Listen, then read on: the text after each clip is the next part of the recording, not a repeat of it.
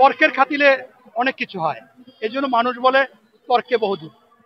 এই জন্য বাংলাদেশে এই সরকার অবৈধ, এর আগে অন-11-এর সরকার অবৈধ, অনেক কিছুই কিন্তু শোনা গেছে। আওয়ামী লীগও কিন্তু 154টা ভোট ছাড়া নির্বাচিত, কিন্তু শেষমেশ কিন্তু দিন শেষে রাষ্ট্র পরিচালিত হচ্ছে।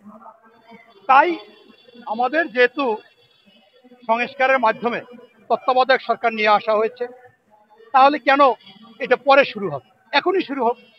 সেই জন্য বিএনপি মনে করেছে যে এই অন্তর্বর্তীকালীন সরকার তারা একটি আবার যদি তত্ত্বাবধায়ক সরকার গঠন করতে যায়, সেটা আবার বিভিন্ন রকমের মতামত বিভিন্ন।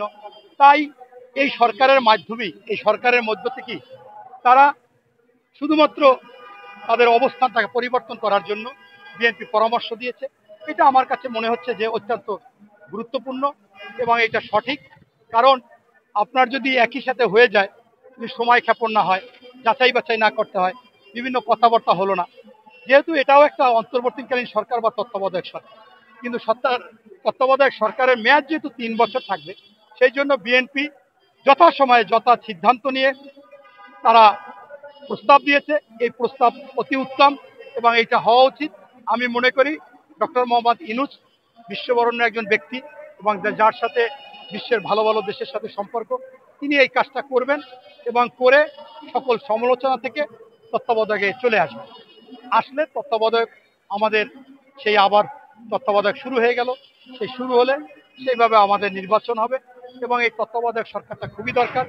কারণ এই সরকার কিছুটা প্রথমে আপনার বাসর ঘরে বিড়াল মারতে পারে না পারায় আজকে আইন শৃঙ্খলা বাহিনীর অবনতি, মব সৃষ্টি, আপনার সন্ত্রাস, দখল, চাঁদাবাজ, বাজার দর নিয়ন্ত্রণ নাই, মানুষের আকাঙ্ক্ষা পূরণ হয়নি, ছিনতাই, ধর্ষণ।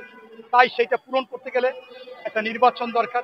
এই জন্য ওনরা যদি একটু নতুন রূপে তত্ত্বাবধায়ক হিসেবে এসে তিথি পরিবর্তন করবে, আপনার এসপি পরিবর্তন করবে, প্রশাসন পরিবর্তন করবে, সর্বোচ্চ বদলি করবে, কাউকে ওএসডি করবে, এই কাজগুলো করলে সকলের মধ্যে একটা আতঙ্ক থাকবে।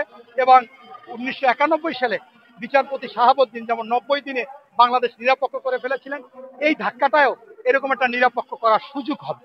সেই জন্য বিএনপি সঠিক কথা বলছে এবং এই তত্ত্বাবধায়ক সরকারের মাধ্যমে এই নির্বাচন হবে। আমরাও চাই, জনগণও চাই এবং এটা গঠনের এখনই রূপরেখা করা উচিত। যদি ফেব্রুয়ারির 12 তারিখে নির্বাচন হয়, তাহলে আপনার এই তত্ত্বাবধায়ক হতে হবে ডিসেম্বরের 12 তারিখ বা এই কইরেই তফসিল ঘোষণা করতে হবে।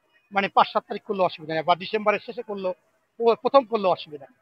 তাই এটা করা বাঞ্ছনীয়, এটা হতে হবে, এটি আমি মনে করি।